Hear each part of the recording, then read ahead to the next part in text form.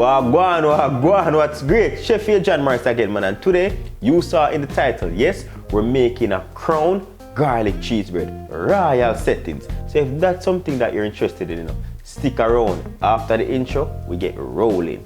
Me know about sardine, mackerel, chicken neck, chicken back, nothing a waste, nothing a dash way. And we're back, and we're making this crown garlic cheese bread. And it's gonna look like that of a king's or queen's crown. You know where I come from? It may sound intimidating, but don't you worry. I'm gonna guide you step by step through this so that you can have this looking wonderful at home. You know what I say? Nice and cheesy within, garlicky, just right for you and the entire family. So we have here a list of the ingredients that we're gonna be using for this recipe. Simple ingredients, you know what I say? It's just how we put these together that's gonna give us that perfect garlic cheese bread. See? And the first thing we're going to kickstart with 2 cups of all-purpose flour. And over here I have my cheese. I'm using mozzarella cheese. You know what I say? It's already grated. I like to use the cheese that's in the block and grate it myself. And that's 1 cup, right? Over here now we have our yeast. For this recipe we're using yeast and not baking powder. And I'm using 2 teaspoons of dry instant yeast. And right here I have my salt. You can use table salt or your sea salt, and I have 1 teaspoon of salt.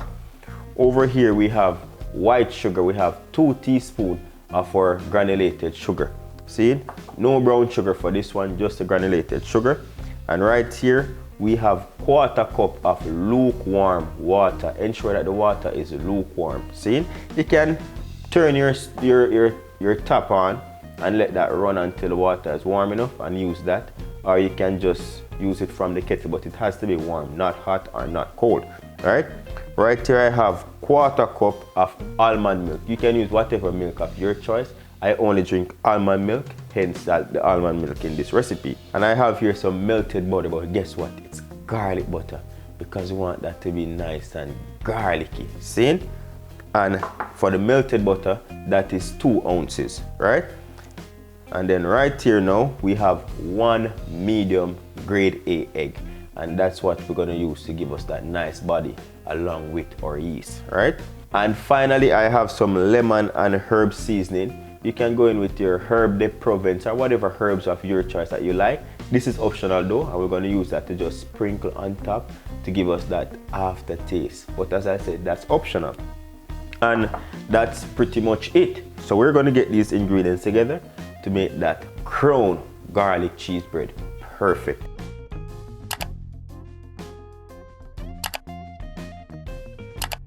I'm going in with my flour straight into my mixer, or yeast, or sugar, salt.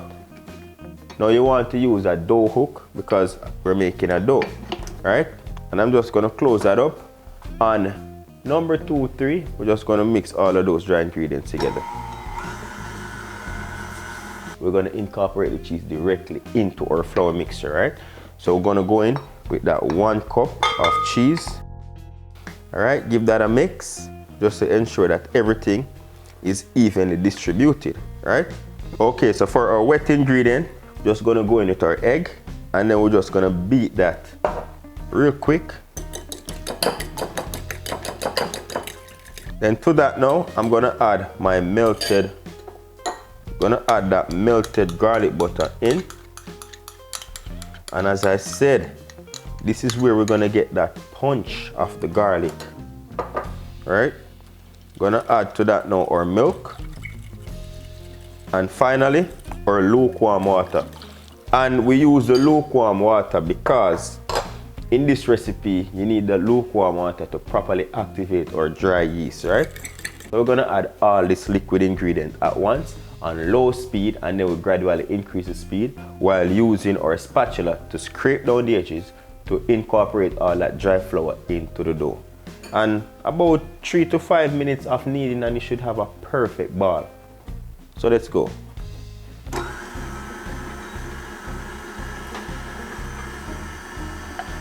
All that garlic.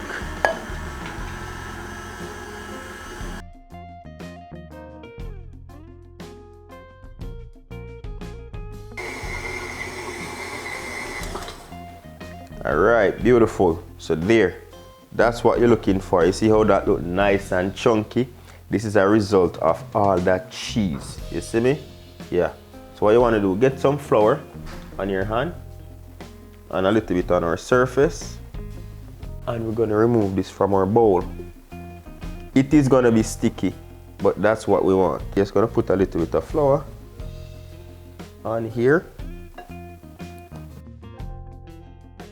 So there, our dough is nice and sticky, and as you can see right here, we have all of that herb going through the lumps of cheese. So what you want to do, this is now the time for proofing, and we want to proof this for up to an hour minimum, right? Luckily for you, I have a batch here that I have that's been proofing right here, nice. And as you can see, it's proof all the way to the top. Same measurement. I'm going to remove that from the container. And what I did was I went ahead and I sprayed a little bit of vegetable oil in here just so it's easier to remove. And you're going to realize how that's deflate right away because of all of that proofing. See, that's nice and sticky. That's what we want. So I'm just going to put this new one right in there. Still has a little bit of oil. That's going to prevent it from sticking. And we're not waste nothing. So we're just going to use that same wrap. Wrap this up. And we're going to allow this one to proof. And just leave it out on your countertop somewhere nice and warm, right?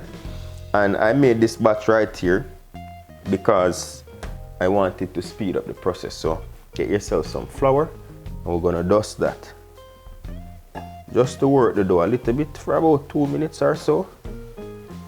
Right? So right now I'm going to formulate that crown. I have here a pie dish and you want to use some spray, just a little bit. Just lightly grease that like that. We'll set that to the side right there. For dough now, want to roll that out nice and long. Going to roll that out nice and long. Divide this into half. And I'm going to roll this out to about 1.5 inches thick.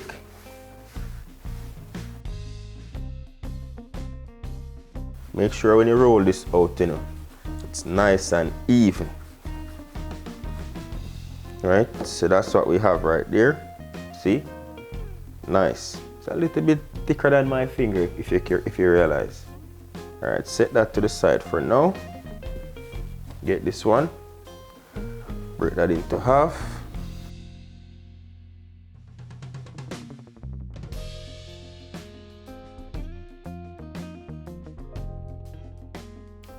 So I have 3 mini pieces right now, and I'm gonna roll those all the way out. Very as thin as you can get them. So to get that roll out, you start from in the middle with the thumb and roll all the way out just to get that nice and even.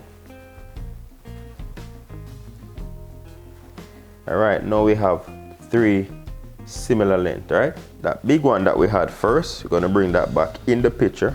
Gonna cut that up now into some nice small cuts.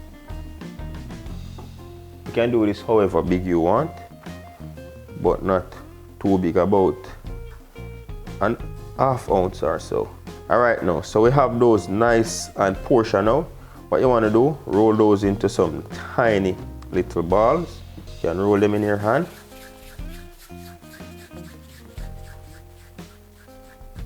So once you roll them out about this big, you want to get a few of these, right? And what you're going to do, you're going to get that container, put them to the side like this, with about 1/2 inch of a space in between, like that. And we're just going to repeat this process all around.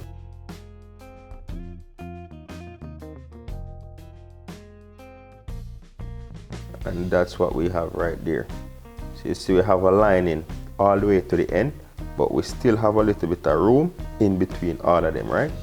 Where like your pinky can fit almost. And then we're gonna go in now with the weave. If you know how to do braiding, then this is your specialty right here. We're gonna get these 3 ends, we're gonna stick them together like this, seal them up, right? And then we're gonna do that braiding motion. Go like this, bring one over, then you bring that back under here. Ensure that these are nice and tight, right? Bring that over, and you get the drift as to how to get that done.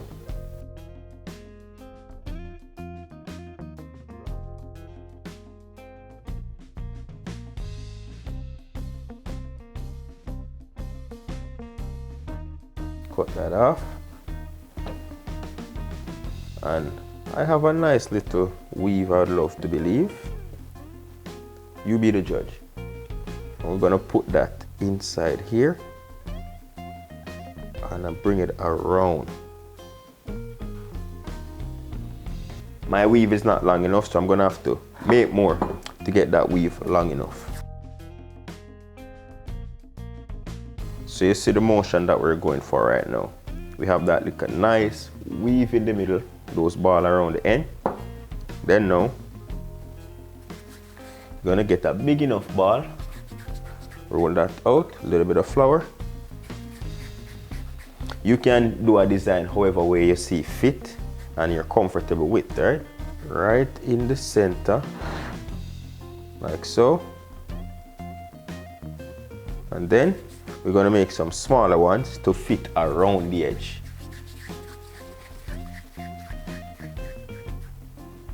So one more right there.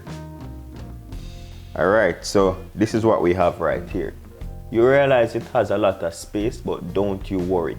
All those space that's there, we're just gonna cover this up, allow it to cool for another 15 to 20 minutes, after which all of those bars will puff up and then join onto each other. So look out.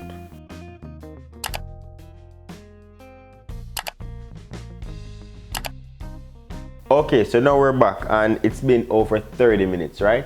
As I said, 20 minutes is ideal as well, but over 30 minutes in a nice warm place. I'm just going to remove this covering and show you what that looks like.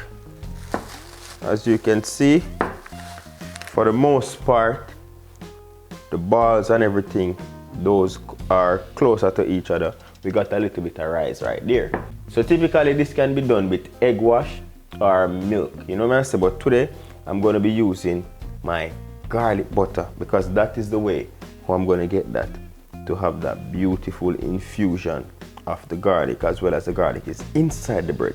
And what this is going to do, it's going to give us that nice color on the bread. So lightly ensure that your butter is soft or melted. I'm just going to rub that over top.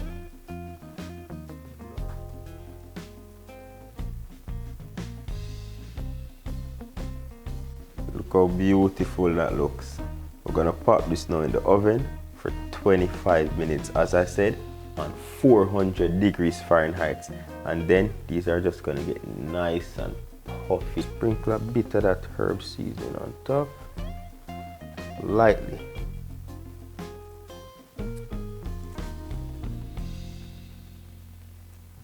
Alright, so 25 minutes and we should be golden. You feel what I say? After 25 minutes, we'll show you how that looks.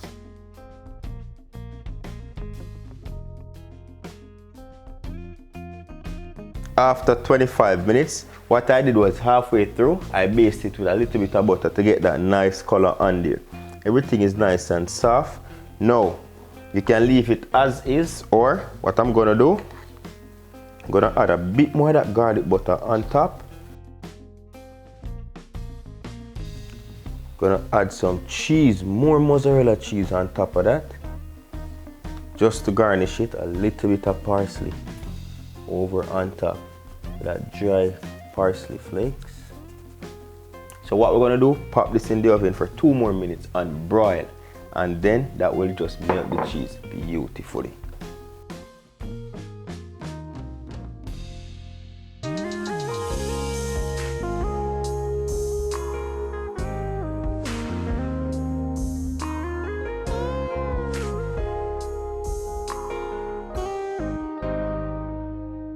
And there you have it, how to make your crown. And you can just make this in a regular bread, you know. But I went ahead and I made this just so you can easily go ahead and just pull. So as you see, just pull away from it. That cheese is still stretching. That cheese is still stretching.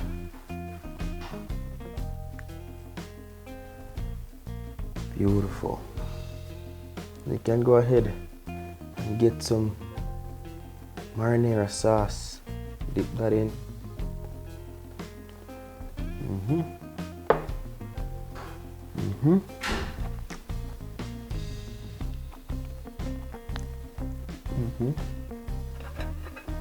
See? That little poppers. Kids can come in and just pop one. Yep.